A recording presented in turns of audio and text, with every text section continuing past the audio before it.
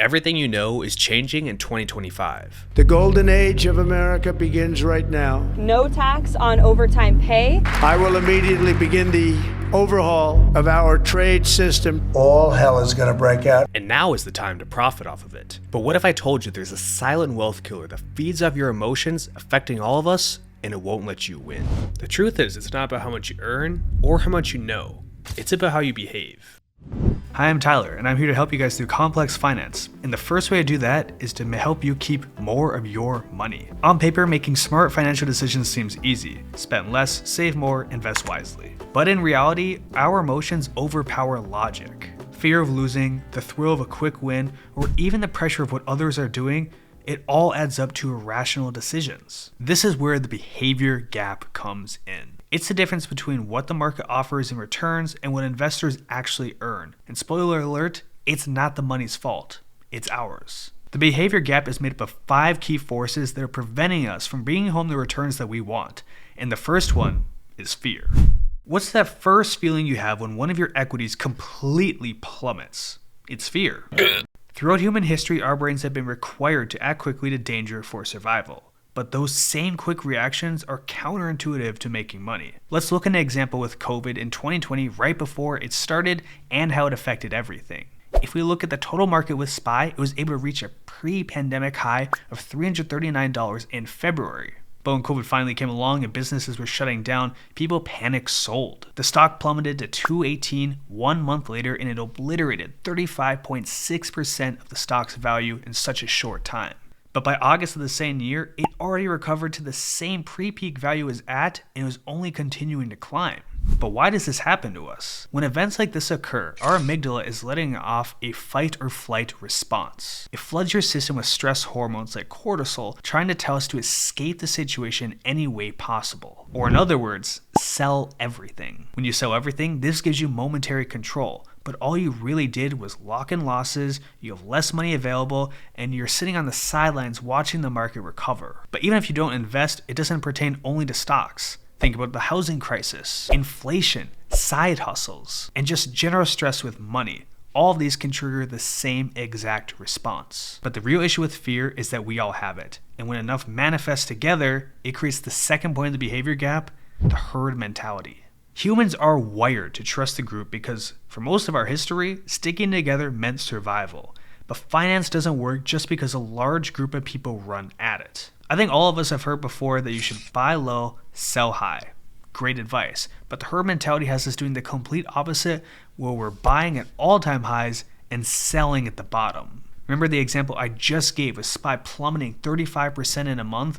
That didn't happen just because I sold a few shares or your friend sold a few shares. It's because the entire market did it. Let's look at a different example. Do you guys remember the rise of meme stocks? AMC comes to mind, where the company honestly wasn't doing anything special, but the value of it skyrocketed from hordes of investors coming in together to pump it, with some taking amazing profits and with so many more holding the bag. The issue is that the herd never knows when to stop. They just follow the momentum, and I don't want that to be one of you guys. Later in the video, I'm going to show you guys exactly how you can conquer the behavior gap altogether, but for right now, let's look at one quick example.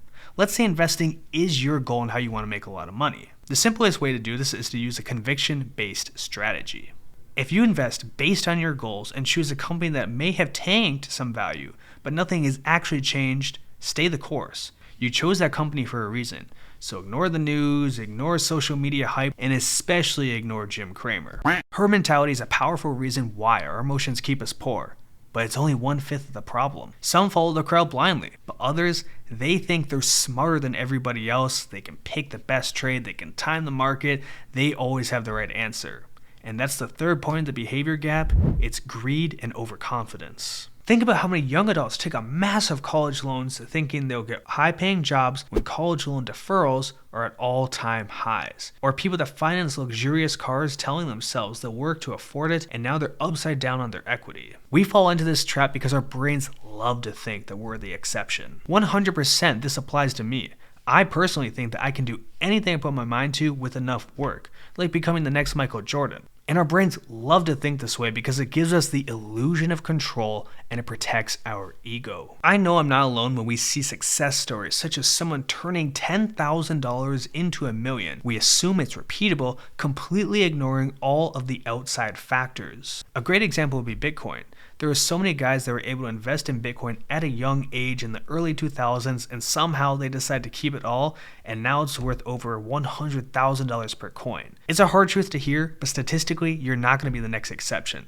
Luckily, if you stick around the video, I'll show you guys how to get through overconfidence and greed altogether. Now, while greed and overconfidence push people to take too much risk, the next point in the behavior gap gets those that don't. Have you heard of the loss aversion theory? Basically, it's a cognitive bias that explains why individuals feel the pain of loss twice as intensively as the equivalent pleasures of gain. Loss aversion is everywhere. Think about this example where you have a gym membership and you were going for a few months, but then in the future, you stop altogether. However, instead of canceling, you tell yourself you don't want to waste the money, so you're just going to keep the membership going even though it's draining your bank account every month. The truth is, the money's already gone, but the loss aversion theory is why you keep paying for it.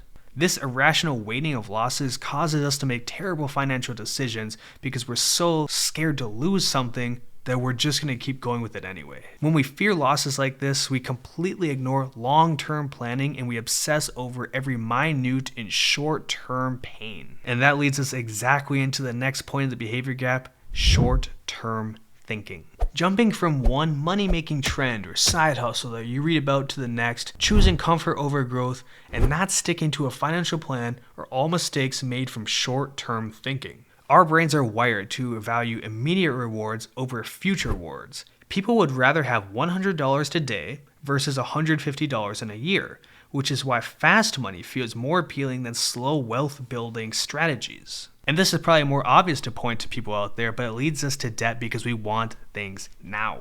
Like buying a juiced up truck instead of sticking with a Corolla until we have more wealth. I mean, Caleb Hammer has a whole channel dedicated to people that make these financial decisions every single day. What's unique is that short-term thinking isn't driven by fear, it's driven by impatience. You're going to hear people say ridiculous things like they deserve a Rolex even though they only worked 20 hours at the local Walmart. But now we know. Our psychology is actively working against us, so let's fix it. Step 1.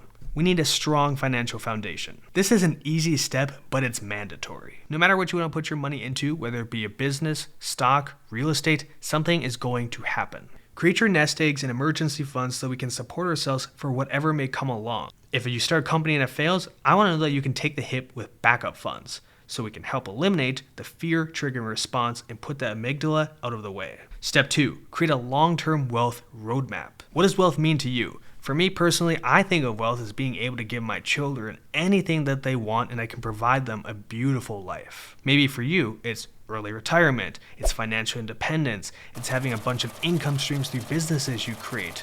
Write it down. Then you're going to set big picture financial goals. Choose realistic net worth targets, retirement age, income streams, and anything else you want. Instead of saying, I want to be rich, define it. Does that mean that you want to have $2 million in investments, generating $80,000 a year in passive income by age 50? Because that would be a realistic goal.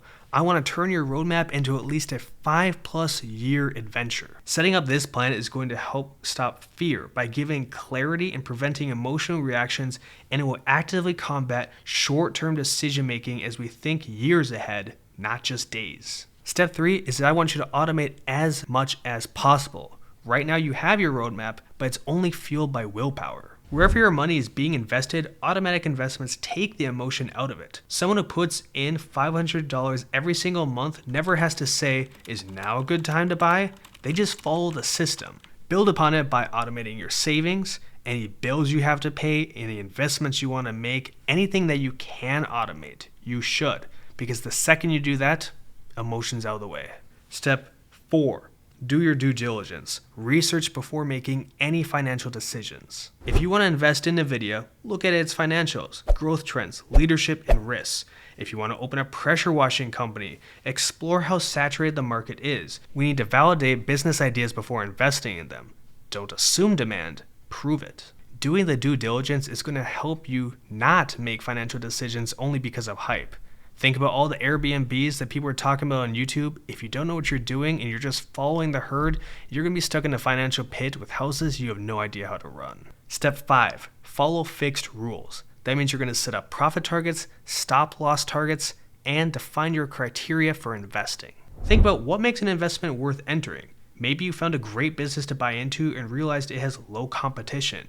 Before investing, set a hard rule such as cutting losses at 20% and taking profits at 50%. This eliminates herd mentality because you're going to create independent financial decisions, and it's also going to overcome greed and loss aversion from clouding your judgment. Step 6, ignore the noise and trust your system. Unfollow influencers hyping only very specific products. Personally, I love Nvidia and I have a lot invested in them, but I'm not going to tell any of you to buy it until you go back to step 4 and do your own due diligence. When you're ignoring the noise, make sure that you're constantly comparing data. Every single stock market crash has recovered if you just zoom out the graph a bit. When everyone is yelling that the recession is here, your automatic investment schedule from step 2 will make you wealthy. Now we're investing based on data-driven decisions to reduce the herd mentality effect even further, and we're overcoming greed as well. Final step, reframe what risk means to you. Now that you've built the full system, you've automated your money, and you've removed emotional decision making, you can go into the last step of correcting how you're going to see risk. We need to differentiate real risk, otherwise known as bad investments, from emotional risk or short-term volatility. A real risk would be investing in a product with a bad business model, such as Blockbuster, not adapting to streaming. Emotional risk is something like short-term volatility, which we've covered in full. When you understand these two types of risks, the third one opens up that means the most, and that's opportunity risk, making calculated decisions. The wealthiest investors don't avoid mistakes because they're smarter. They avoid mistakes because they rely on a system, not emotions. Follow the system that I made for you so you can stop losing money to the behavior gap, and make sure to subscribe to the channel so you can learn more about finance.